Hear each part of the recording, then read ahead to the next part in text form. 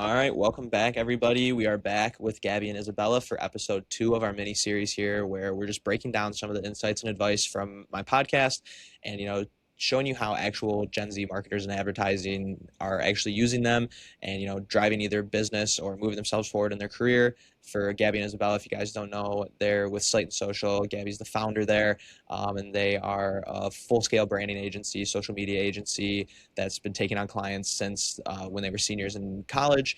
They both graduated this spring and are continuing to scale that.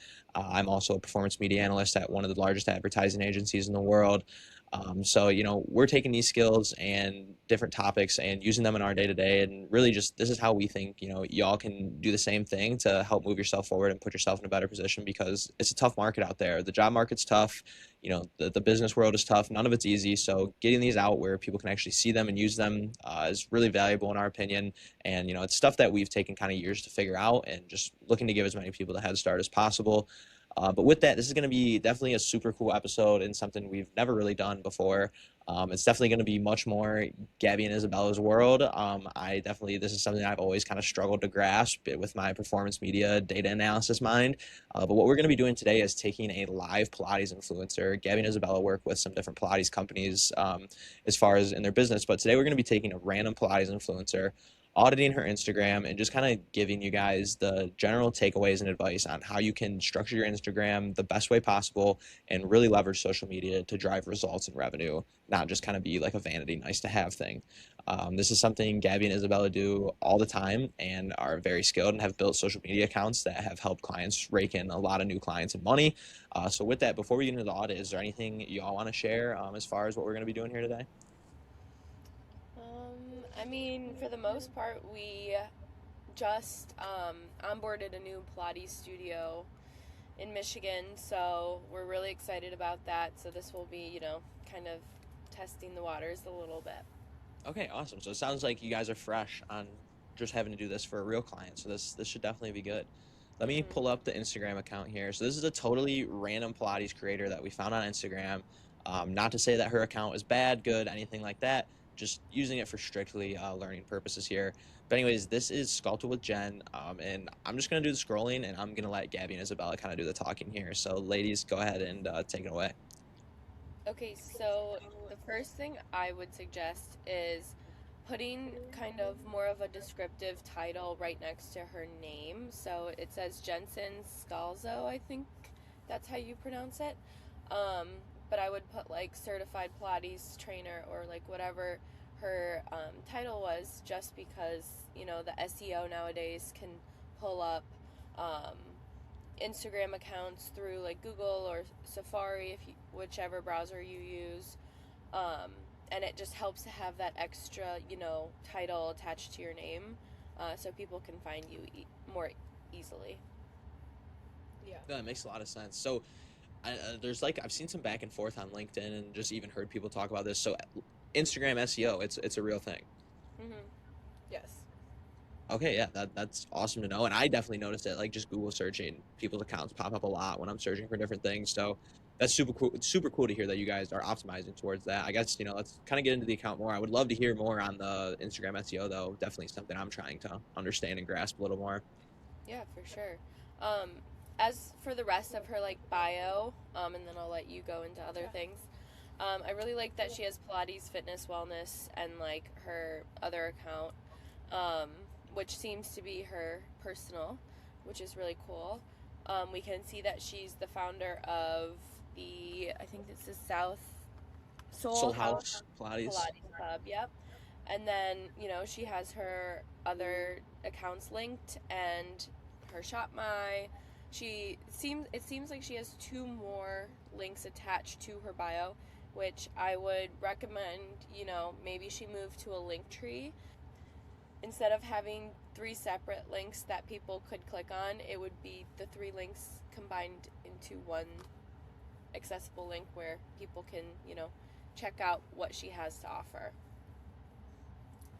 And then something I would comment on is the use of her images right at the top half of that page. So her profile picture and then the highlight bubbles. These are going to kind of be the first images that a new user who stumbles across the account or clicks on the account is going to see. It's going to build kind of that initial representation of what your account will entail. So for her profile picture, I really do love it. I like the white aspect. It makes it very like fresh and approachable and clean, which does align very well with her brand, which is the Pilates space. So I do love that profile picture for her. And then I do think, like, juxtaposed with the highlight bubbles, with them being a little bit more like dark heavy, so like they're a little bit more exposure down, whereas the profile picture is a little bit lighter and brighter. I would try to match those highlights bubbles to that profile picture to create more of a kind of seamless and consistent feel. So it's the one titled TSW on the far hand right. That one does give a little bit more of that white background feel and that kind of brightness as opposed to the others. So I tried to just hone in on one theme, which in her case I would probably do the white background bright, and I would kind of mimic that style for all of those highlight bubbles just to create that consistent and seamless, easy on the eye feel. Okay, yeah, no, that makes sense. And like kind of how I'm diagnosing this as a paid media guy is like really what you're doing here is using every tool Instagram gives you to really just like optimize this like I would optimize a landing page. Like Yeah. Mm-hmm. as far as, you know, this is what you land on when you have just this person's account link. So having everything at that like I guess just this is like the state of the account before you scroll through it, click on anything, look at anything. Having that 100% optimized really like tell me if I'm wrong here, but is not much difference than you know you want the landing page a paid media person lands on to be you know as perfect and catered as possible. So yeah, that's pretty cool how you can kind of do the same thing with Instagram here. Yeah, it's the first visual impression someone could get to your business and even your own personal business, your own personal account. So yeah, first impressions are everything. Second that. Definitely no that's interesting because like I know even for my podcast I have definitely spent more time making pretty landing pages and pretty posts, but you know maybe if my social media isn't up to par, that first impression might be a little more negative than if they're not seeing my content that I'm putting out and spending time on. So definitely even some takeaways for myself here as we do this, which is super cool. Now I kind of want to get into obviously the content of the account. So there's some different things you can do here. Obviously, we see she has some posts pinned, that kind of thing. But yeah, I guess let's just jump in and hear what you guys have to say. So personally, it looks like um, she has a lot going on, which is not a bad thing. Um, you know, she is a fitness influencer, fitness professional, owner, everything. So I really like that I'm seeing a mix of, you know, Pilates pictures in class if she teaches or when she teaches, and then also lifestyle. There's a lot of, you know, different pillars going on here. It's very authentic. She's still showcasing like her life outside of like just being on the reformer or like, you know, doing a mat class. Um, I really like some of the real content that she has on her page. Very like enticing. It makes you want to click on it. Um, you know, I can't read the small white writing from here, but like I would probably want to click, you know, on the content and watch it to see what it said.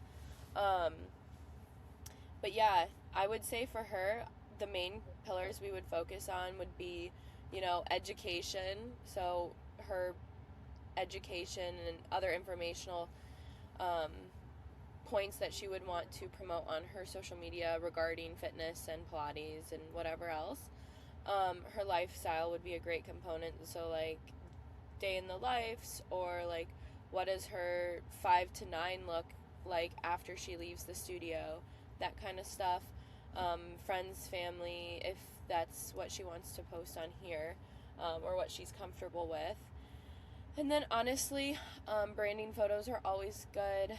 Kind of helps you maintain cohesiveness. You can eventually, you know, move to a point where you're using them as cover photos, so your grid looks more cohesive throughout. It's not so like jumbled.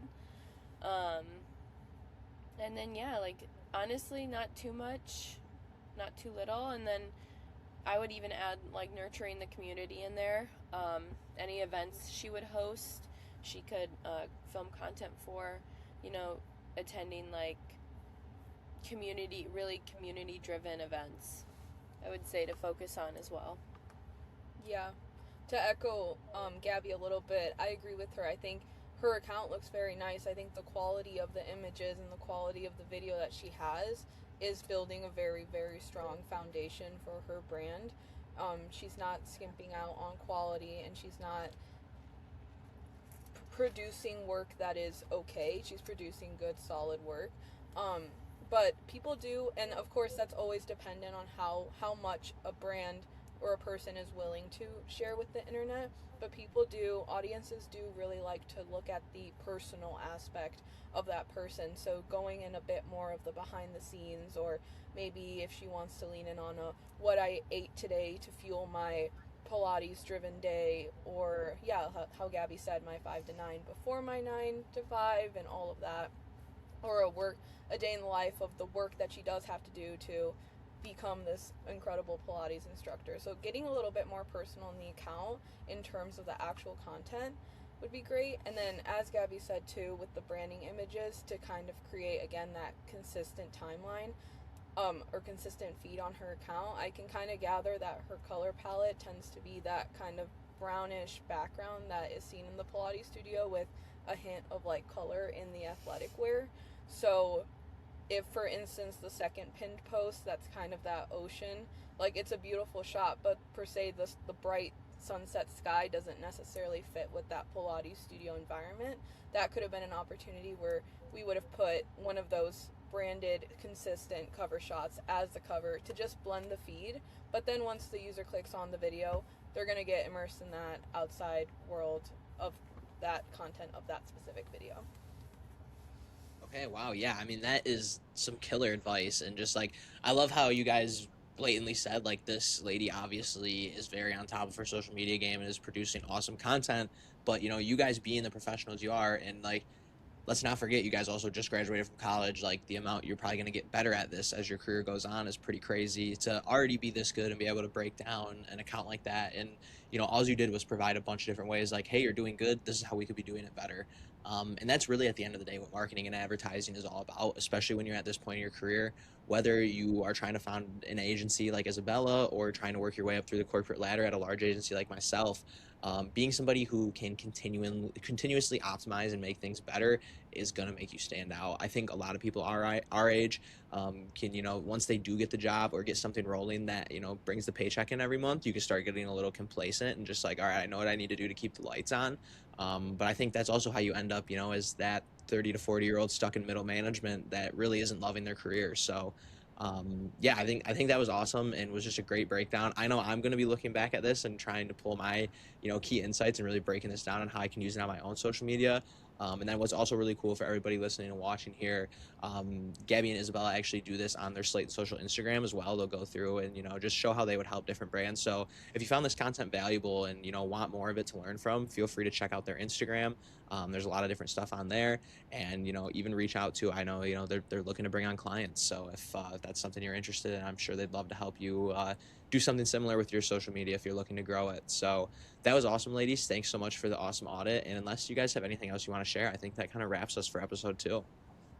Yeah. I mean, there's definitely way more we could talk about, but for time's sake, I would say that's pretty good for today.